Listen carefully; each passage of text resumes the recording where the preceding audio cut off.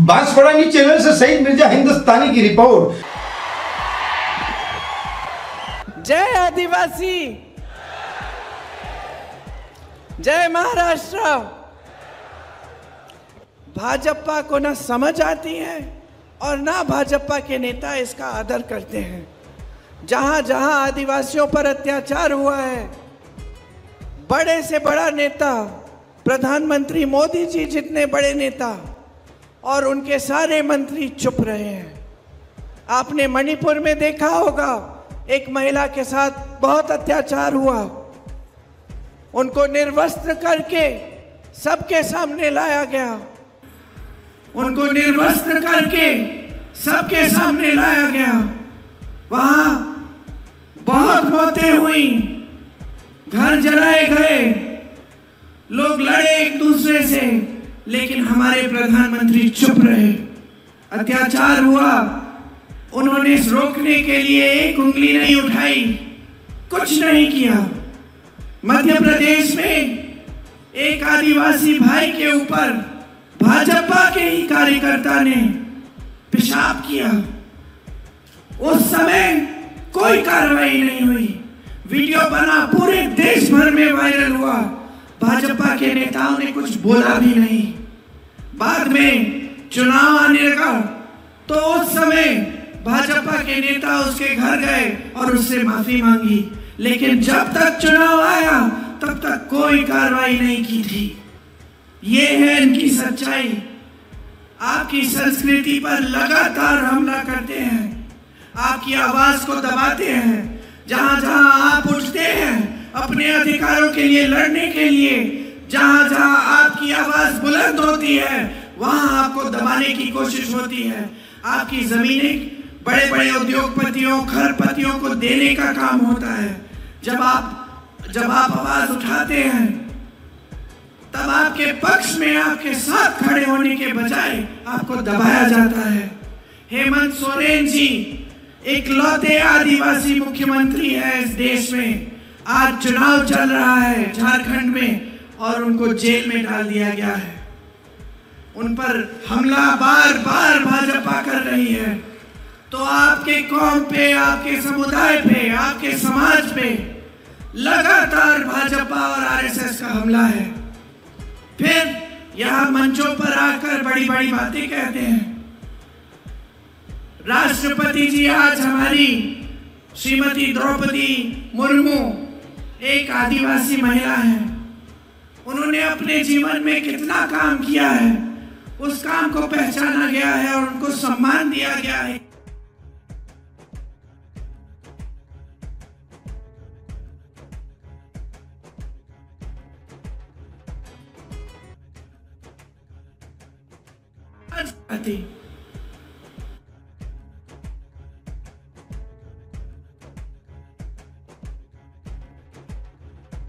जो संसद होता है तो हमेशा राष्ट्रपति जी का दायित्व बनता है कि वो उद्घाटन करें, वो संचालन करें, क्योंकि वो पद जो है वो हमारे पूरे भारत में सबसे बड़ा पद है।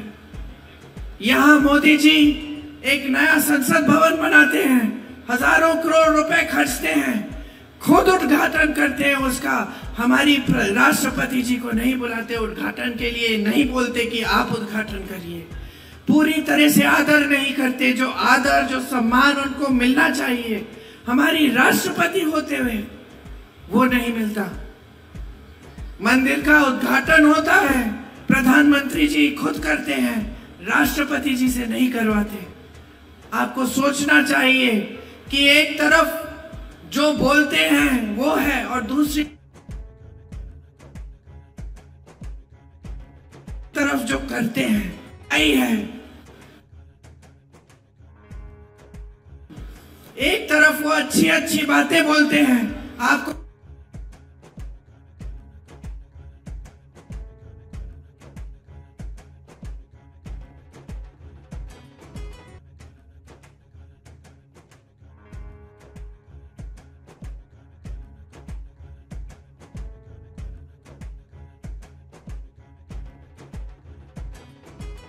नहीं करवाते।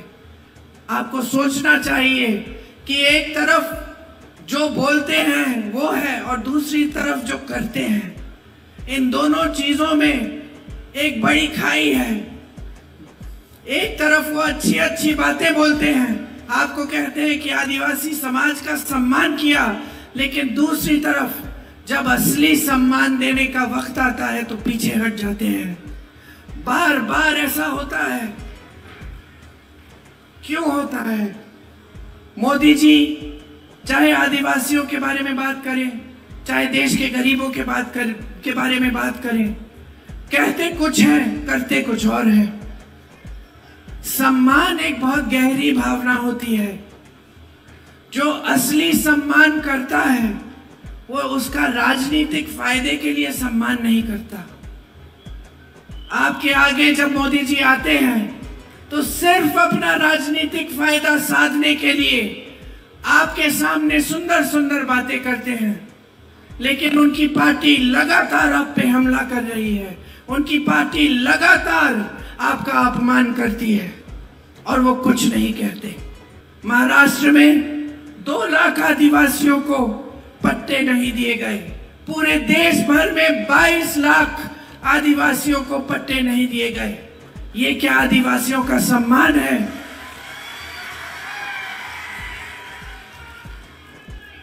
मोदी जी यहां आए थे कल, पता नहीं आपने उनका भाषण सुना कि नहीं। उन्होंने कहा कि मैं शबरी का पुजारी हूं, ऐसा कहा।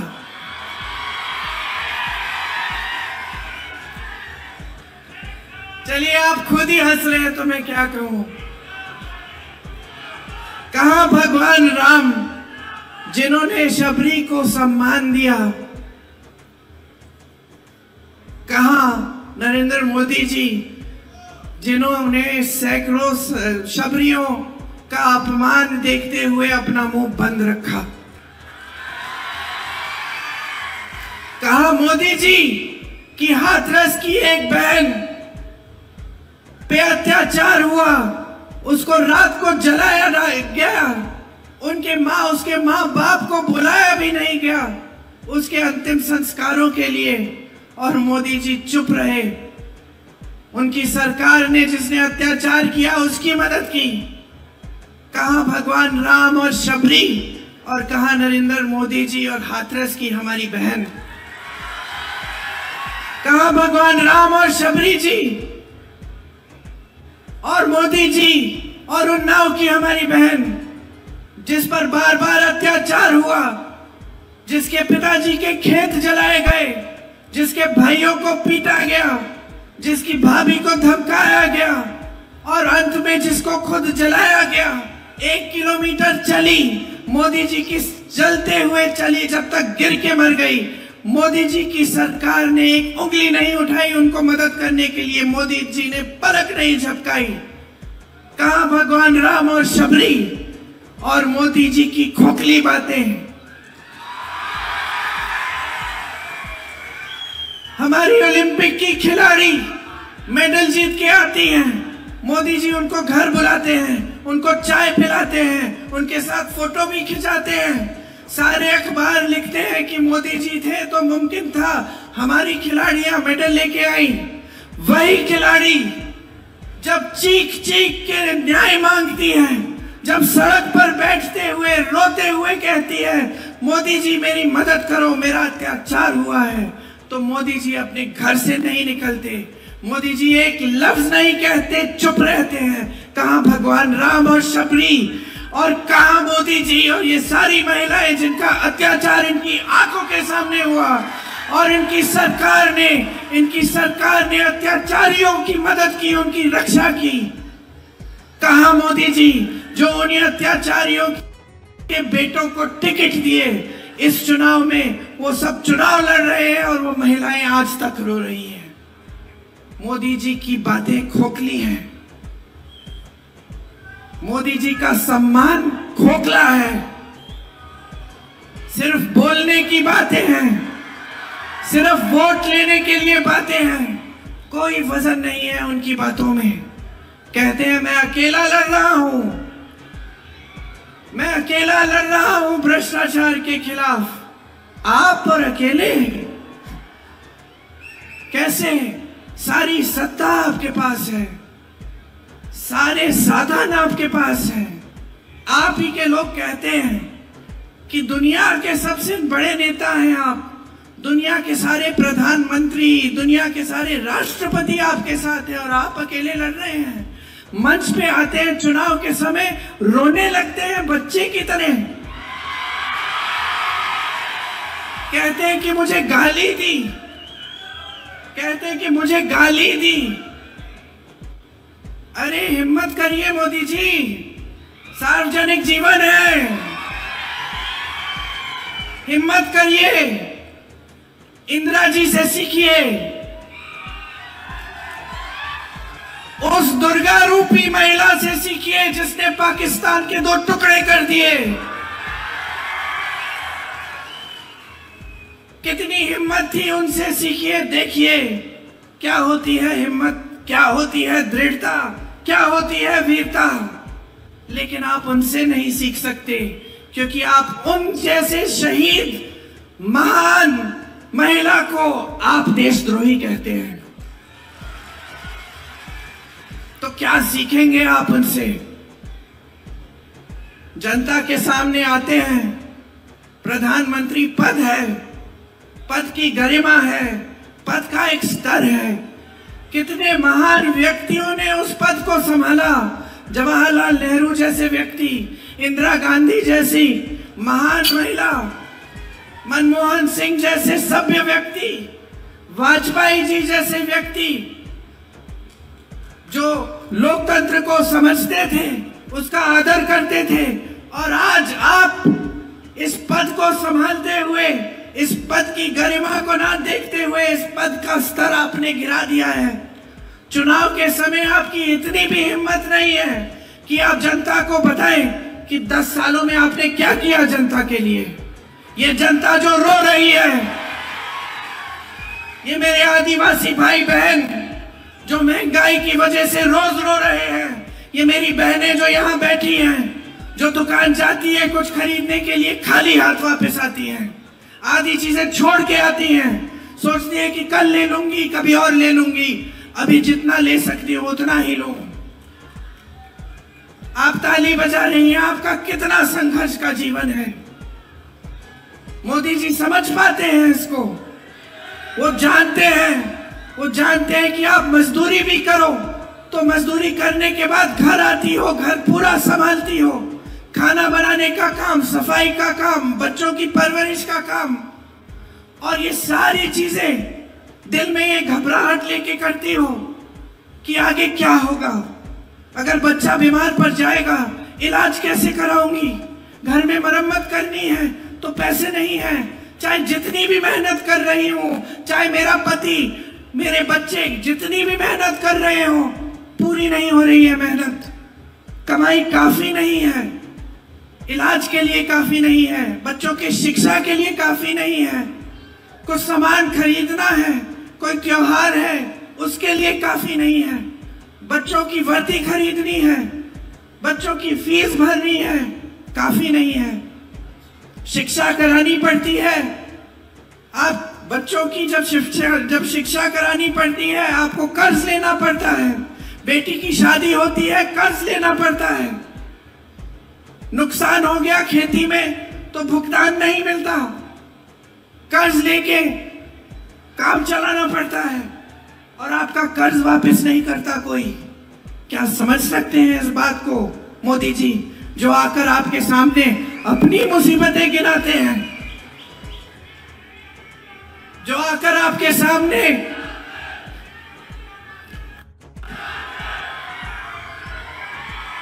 उनको ये सच्चाई कौन बताएगा कि इस देश का जो गरीब है आज पिस रहा है, इस देश का किसान कमा नहीं पा रहा है, खाद नहीं मिल रहा है, पेट्रोल डीजल का दाम इतना बढ़ चुका है कि खेती करनी मुश्किल हो चुकी है। कौन बताएगा इनको? आपके बीच तो आते नहीं हैं। इंदिरा जी की फोटो निकालिए, आपके घरों में आई है। मैं सोनभद्र में जब भाजपा की सरकार के देखते देखते आदिवासियों का नरसंहार हुआ तो मैं गई, सोनभद्र में, यूपी में जगह है, मैं उस गांव में गई उन परिवारों से मिलने के लिए। और मुझे पता है क्या पता चला, मुझे ये पता चला कि मेरे से पहले, कई दशकों पहले इंदिरा जी वहां गई थी। एक महिला थी वहां पे, बूढ़ी सी, उसने मुझे खीर खिलाई और उसने मुझे कहा, बेटी तुम्हारी दादी मेरे घर आई थी और मैंने तुम्हारी दादी को भी ऐसी खीर खिलाई। ये है हमारी परंपरा, इस देश की लोकतांत्रिक परंपरा कि बड़ी सी बड़ी प्रधानमंत्री आपके घर झुक के आई, आपका आदर करते हुए आई, आपके घरों में आपकी समस्याओं को सुनने के लिए आई। और ये प्रधानमंत्री नरेंद्र मोदी 10 सालों से प्रधानमंत्री रहे हैं। मैं चुनौती देती हूं किसी को भी, एक फोटो निकाल लो किसी आदिवासी के घर के अंदर गए हैं।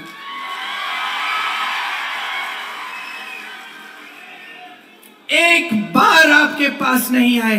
कहते हैं कि बड़ी आदर है आपके लिए, कहते हैं कि वो आपके बेटे हैं, कि शबरी जी के पुजारी हैं। क्या मतलब है इन बातों का जब इन बातों में वजन ही नहीं है? प्रधानमंत्री हैं, इनकी बात में वजन होना चाहिए। अगर मंच पे खड़े होकर इन्होंने आपको कहा था कि सारा काला धन वापस लाएंगे, आपके खातों में 15 लाख रुपए डालेंगे, तो आना चाहिए था। अगर आपको कहा था कि 2 करोड़ रोजगार बना के देंगे, तो वो बनाने चाहिए थे। अगर आपको कहा था कि आपकी अधिकारों की रक्षा करेंगे, तो आज उनका एक एक नेता संविधान को बदलने की बात क्यों कर रहा है? किसने हिम्मत दी? किसने जी उन लोगों के साथ गाड़ी में बैठ के रोड शो करते हैं, भाषण देते हैं मंचों पे, और फिर कहते हैं कि संविधान को बदलेंगे नहीं? किसने इजाजत दी उनके हर प्रत्याशी को इस बात को कहने के लिए? हर बार उन्होंने यही करके दिखाया है। उन्होंने इस देश में एक ऐसी राजनीति स्थापित की है जो सिर्फ और सिर्फ सत्ता के लिए चलती है। ये पहली बार इस देश में हुआ है। इस देश की राजनीति सेवा पर आधारित रही है। इस देश की राजनीति का एक एक महापुरुष इस देश के लिए जान देने के लिए तैयार हुआ है। लेकिन आज आपका कोई आदर नहीं है। आप एक सरकार चुनते हैं, वोट देकर सरकार बनाते हैं। महाराष्ट्र में आपने अपनी सरकार बनाई, क्या किया मोदी जी ने? आदर किया कि जनता ने बोला है हमें भाजपा की सरकार नहीं चाहिए, हमें अपनी सरकार चाहिए जो हमारे लिए काम करे। क्या आदर किया? आदर नहीं किया। पैसे खिला खिला कर, केस डाल डाल कर, दबाव डाल डाल कर विधायकों को खरीदा और अपनी सरकार घूस देकर खुलेआम सबकी आंखों के सामने अपनी सरकार बना दी। लोकतंत्र के विपरीत ये कैसे प्रधानमंत्री हैं? और ये देश की मीडिया क्या कहती है? वाह वाह, मोदी जी हैं तो मुमकिन है। वाह वाह, ये तो सिर्फ मोदी जी कर सकते हैं। हाँ, मुझे खुशी है कि सिर्फ मोदी जी करें ऐसी चीजें, क्योंकि हम ऐसा कभी नहीं करेंगे। अगर आपने लोकतंत्र के तहत अपना वोट डालकर एक सरकार को चुना है, तो घूस देके 100-100 करोड़ रुपए देके विधायकों को हम उस सरकार को कभी नहीं गिराएंगे। करने दीजिए मोदी जी को, लेकिन सबक सिखाइए। बहुत हो गया है। इस देश की सारी संपत्ति इन्होंने अपने बड़े बड़े खरबपति मित्रों को दे दी। देश का कोयला, देश की सड़कों का ठेका, देश की बिजली, देश के हवाई अड्डे, देश के बंदरगाह, ये किसके थे? मोदी जी के थे। जेब से निकाले थे उन्होंने। इस देश की जनता ने अपनी मेहनत से बनाए। खून पसीना बहाकर बनाया। जितने नेता रहे इनसे पहले, ये जो 70 साल का रट रखते हैं कि कुछ नहीं हुआ, ये सब तो बना 70 सालों में जो तुम बेच रहे हो, नहीं तो बेचते कैसे? मैं गिना सकती हूं आपको, IIT, IIM, ISRO, DRDO, Bhakra Nangal dam, आप नाम लीजिए, कांग्रेस ने बनाया। आप नाम लीजिए, आपकी मेहनत से बना। और सारा एक के बाद एक, एक के बाद एक, एक के बाद एक, ये अपने खरबपति मित्रों को दे रहे हैं। मैंने आपसे बोला कि मैं जानती हूं कि जब आपको बेटी की शादी करानी है या बच्चों की शिक्षा करनी है, आप कर्ज लेते हो और आपका कर्ज माफ नहीं होता। आपको मालूम है कि इनके राज में बड़े बड़े खरबपतियों के 16 लाख करोड़ रुपए माफ हुए हैं। 16 लाख करोड़ रुपए उनके जो पहले से ही खरबपति हैं।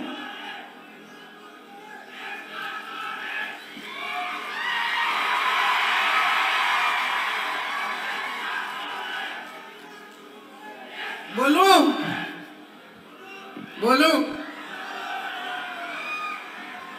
कर्ज माफ हो रहे हैं बड़े बड़े खरबपतियों के। मैं जब यूपी में काम कर रही थी, वहां किसानों का गन्ना का भुगतान 15,000 करोड़ रुपए थे। मैं हर मंच पे चीख रही थी, चिल्ला रही थी कि मोदी जी, योगी जी, इनका भुगतान करो। गन्ना किसान का पैसा है, उसको लौटाओ। मालूम है मोदी जी ने क्या किया? अपने लिए 2 हवाई जहाज खरीदे 16,000 करोड़ के, लेकिन गन्ने के किसान को 15,000 करोड़ देने के लिए उन्होंने कहा पैसे नहीं है इस देश में। हम कर्ज माफी की बात करते हैं, कांग्रेस ने बार बार किसानों का कर्ज माफ किया। हम करते हैं, मोदी जी कहते हैं कि अर्थव्यवस्था ठप हो जाएगी, पैसे नहीं है। क्यों भाई? आपके जहाज खरीदने के लिए पैसे हैं, आपके बड़े बड़े दोस्तों को देने के लिए पैसे हैं, वो बड़ी बड़ी शादियां करें। लेकिन किसान अपनी बेटी की शादी जब करता है तो कर्ज लेता है और फिर कर्ज चुका नहीं पाता, आत्महत्या करता है। मैं ऐसे किसानों के घर में गई हूं जो खाद की कतार में खड़े खड़े गिरकर मर गए, क्योंकि घर जाने की हिम्मत नहीं थी, कहीं कतार छोड़ दूं तो मुझे खाद नहीं मिलेगी। मैं ऐसे किसानों के परिवारों से मिली हूं जिन्होंने 50,000 रुपए के लिए, 1 लाख रुपए के कर्ज के लिए आत्महत्या कर डाली। बच्चियां रो रही हैं, आगे सब कुछ अंधकार में है और इस सरकार ने कुछ नहीं किया। ये मोदी जी गरीबों के मसीहा, कुछ नहीं किया इन्होंने, ये तो खरबपतियों के मसीहा हैं। इस देश में कभी ऐसे प्रधानमंत्री नहीं हुए, कभी, मैं दावे के साथ कह सकती हूं, जो एक भी दिन आपके घरों में नहीं आए, आपके गांव में नहीं आए, आपकी खेती में नहीं आए। इनको बहुत हिम्मत दे दी है आपने, बहुत समर्थन दे दिया है। अब सच्चाई भी देख लो इनकी। ये जो टीवी पे आपको दिखता है ये सच्चाई नहीं है, ये सारे टीवी के चैनल बड़े बड़े खरबपतियों की है, 60 गांठ है इनकी। इलेक्टोरल बॉन्ड स्कीम लाए मोदी जी, कहते हैं कि भ्रष्टाचार के खिलाफ लड़ रहे हैं। ऐसी स्कीम तो कोई नहीं लाया था कि जो भी चंदा देगा उसका नाम गुप्त होगा। ये स्कीम लाए मोदी जी। फिर न्यायपालिका में कहा गया कि ये सूची जारी करो, सब जनता को जानना चाहिए किसने किसको चंदा दिया। अचानक मोदी जी बदल गए, खुद स्कीम। आपको कोविड की वैक्सीन लगी थी, किस किस को लगी? हाथ उठाओ। भी लगी, आपको नहीं लगी? अच्छा, हमको तो लगी 2-2। कोविड की वैक्सीन पूरे देश के लिए एक कंपनी ने बनाई, उस कंपनी से भी चंदा लिया मोदी जी ने 52 करोड़। गुजरात में पुल गिरा, लोग बह गए, सैकड़ों लोग पानी में बह गए, मोदी जी ने उस पुल बनाने वाले से चंदा लिया। मोदी जी ने उन लोगों से चंदा लिया जिन पे छापा मारा था, चंदा लिया छापा बंद। उन लोगों से चंदा लिया जिनके ऊपर केस डाले थे, चंदा लिया केस ठंडे बस्ते में। चंदा है कि वसूली? चंदा है कि हफ्ता? ये प्रधानमंत्री है क्या जिन्होंने पद का स्तर इतना गिरा दिया? तो अब समय आ गया है, देश की सच्चाई आपके सामने है। भाजपा के प्रधानमंत्री, उनकी सरकार की सच्चाई आपके सामने है। 10 साल हो गए, आपके जीवन में तरक्की नहीं आई, कोई सुनहरा सपना साकार नहीं हुआ, किसी को रोजगार नहीं मिला। गैस का सिलेंडर 400 का होता था, 200 का होता था, ये लोग सड़क पे आ जाते थे। आज 1200 का है और सब छुप रहे हैं, मुंह छुपा रहे हैं अपना। मंच पे आते हैं तो फिजूल की बातें करते हैं, इधर उधर की। मंच पे आते हैं तो आपसे कहते हैं कि सावधान रहो, कांग्रेस पार्टी आपके भैंस चुरा देगी। बताइए, ये कोई बात हुई? ये स्तर है प्रधानमंत्री जी का? तो अब देखिए, सच्चाई आपके सामने आ गई है। कांग्रेस पार्टी आपको गारंटी दे रही है। क्या है ये गारंटी और क्यों मानना चाहिए आपको, ये मैं 2 मिनट के लिए समझाती हूं, फिर आपको और कष्ट नहीं दूंगी। देखिए, बोलो बोलो।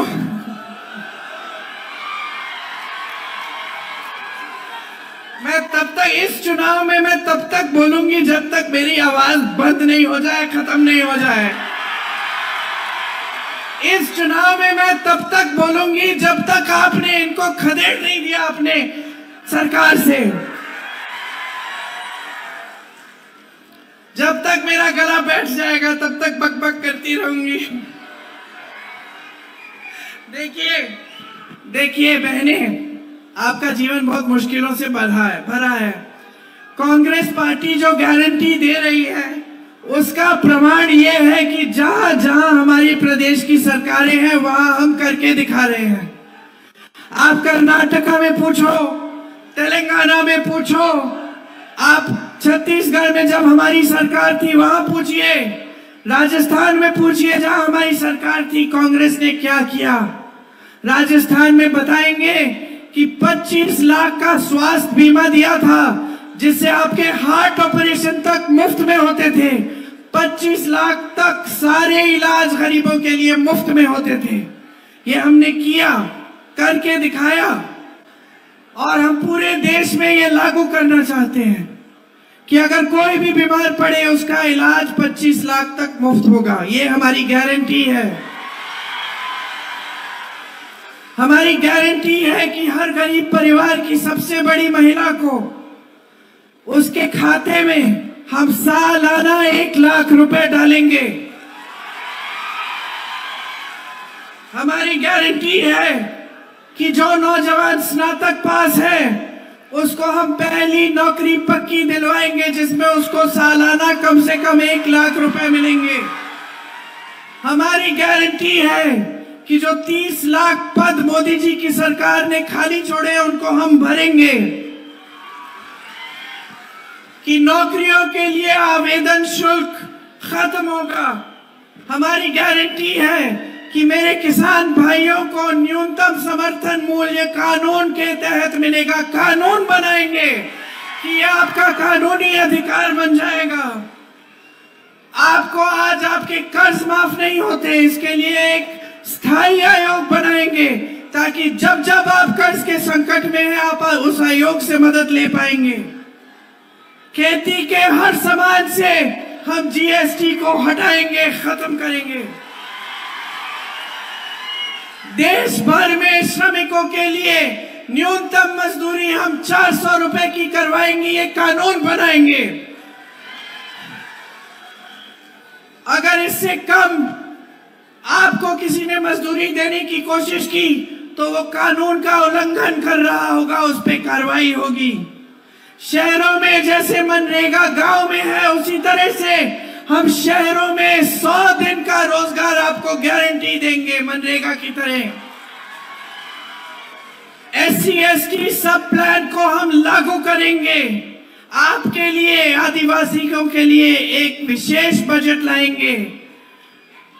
भूमिहीनों को हम जमीन दिलवाएंगे। वन अधिकार कानून वाले पट्टों को का 1 साल में हम फैसला कराएंगे, जहां जहां फैसला नहीं हुआ है। जहां आदिवासी संख्या ज्यादा है उन सारे क्षेत्रों को हम अनुसूचित क्षेत्र घोषित करेंगे ताकि आपको सारी सुविधाएं मिल पाए। भूमि अधिग्रहण कानून को जिसमें संशोधन किया है भाजपा की सरकारों ने, वो संशोधन हम हटवाएंगे और फिर से सही कानून लागू करेंगे। देखिए, आप तय करिए आपको इस देश में कैसे नेता चाहिए। आपको ऐसे नेता चाहिए जो 4000 किलोमीटर चलने का कष्ट करे, ऐसे नेता चाहिए जो आपकी मुसीबतों को समझे, या जो आपके सामने आकर अपनी मुसीबतें गिनाए।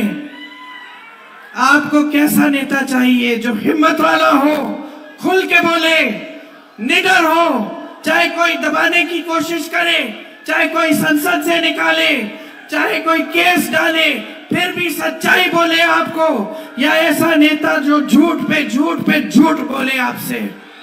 कैसा नेता चाहिए? कैसी राजनीति चाहिए?